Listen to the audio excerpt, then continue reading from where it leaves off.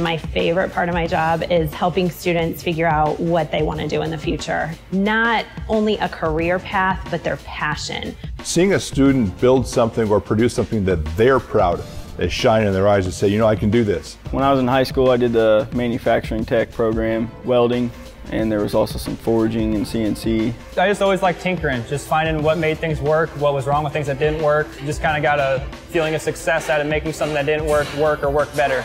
They say the happiest people with their career, whatever they're doing, it fits their personality. Hands-on learning is definitely the way I learn. I can learn easier, I pay more attention.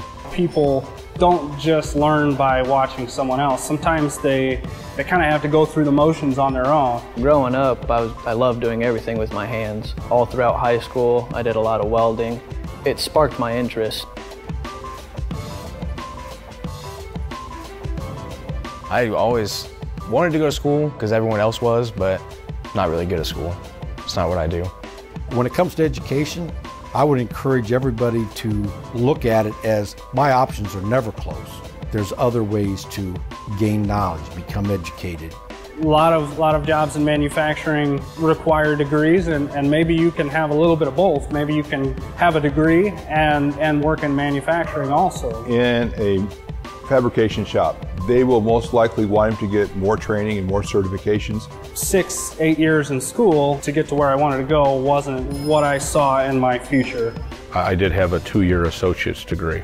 I chose to go after my bachelor's degree in industrial technology. So I did that while I was working at CAT. They supported me 100%. I've taken some classes online. I found out so much just about the logistics and manufacturing parts of it that it was intriguing to me. I don't believe that there's just one right answer. There's a variety of right ways to do it. Students who come in and say, you know, college really isn't for me.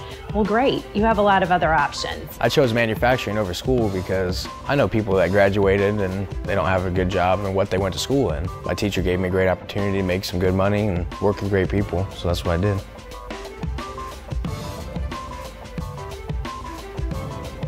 I would have liked to hear from the get-go that it was actually going to challenge my brain every day, that it was going to be something new, it was going to be hard, fun. You get the idea that it's just an assembly line, you're just putting things together, and it's not even kind of like that. You don't do the same thing twice. What you're doing is evolving and changing. Every year brings a new thing. You can get into so many different lines, so many different products. It's not repetitive at all. You're using your brain, it's what you would do in a classroom, but you're using your hands at the same time. It gives them the chance to try those ideas out immediately instead of learning about the ideas and just sitting there. They're actually in there and working on them from the get-go.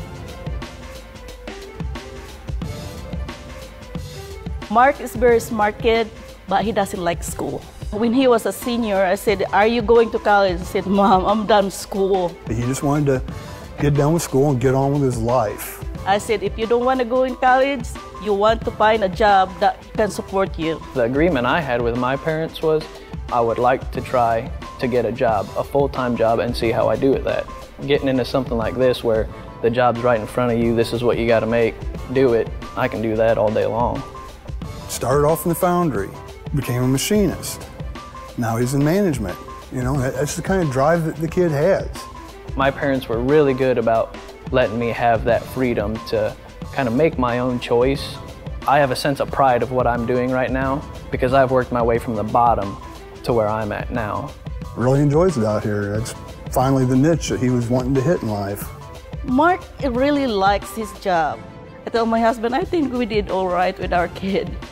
I'm very proud as a mother.